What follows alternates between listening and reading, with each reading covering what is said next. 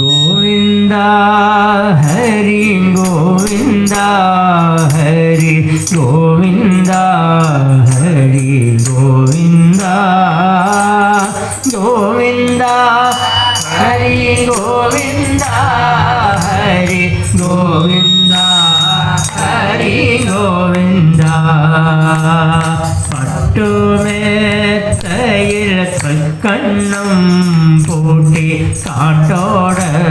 കൂഴൽ കമ്പുമായി ഇഷ്ടം പോലെ കിടന്നുറങ്ങുന്ന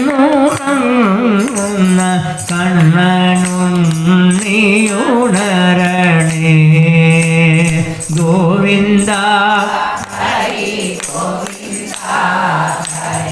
ഗോവിന്ദ